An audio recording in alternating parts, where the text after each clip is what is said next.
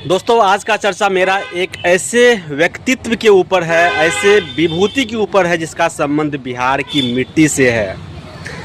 अगर बिहार में कोई भी एग्ज़ाम होता है तो आपके लिए ये बहुत महत्वपूर्ण हो जाता है। आप नाम सुने होंगे लोकनायक जयप्रकाश नारायण का। दोस्तों आज का चर्चा मेरा प्रॉपर तरीके से जयप्रकाश नारायण के ऊपर है। कहते हैं जयप्रकाश नारायण का जन्म 11 अक्टूबर 1902 ईस्वी में सारण जिले के सिताब दयारा में हुआ था और यह अपनी कंट्रीब्यूशन क्रांति में अपनी कंट्रीब्यूशन देने के लिए कांग्रेस समाजवादी दल की स्थापना करते हैं।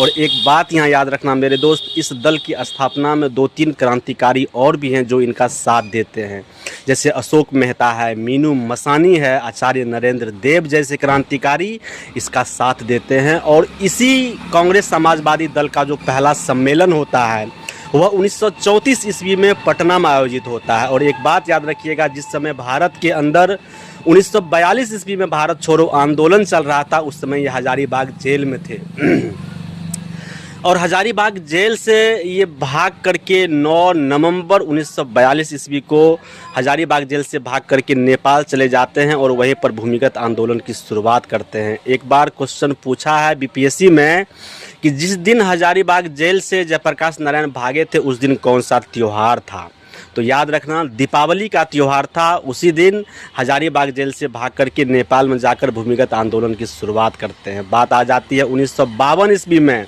तो 1952 ईस्वी में ये कांग्रेस समाजवादी दल को छोड़ करके प्रजा सोशलिस्ट पार्टी की स्थापना करते हैं।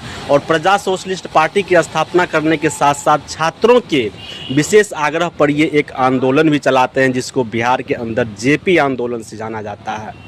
जेपी आंदोलन 1974, आप याद रखेंगे यह डेट बहुत महत्वपूर्ण है। बिहार के आंदोलन में एक प्रमुख आंदोलन है जेपी आंदोलन और उसी दौरान इनको लोकनायक की उपाधि दी गई थी, इसीलिए इनको लोकनायक जयप्रकाश नारायण भी कहते हैं। और जाते जाते एक बात याद रखना दोस्त कि यह बिहार के ऐसे पहले विभूति हैं, पहले व्यक्तित्व हैं जिनको रोमन मैग्सेसे अवार्ड से विभूषित किया गया था। और इनकी मृत्यु 8 अक्टूबर 1879 ईस्वी को हार्ट अटैक और मधुमेह के कारण पटना के इनके खुद के आवास पर ही इनकी मृत्यु हो जाती है।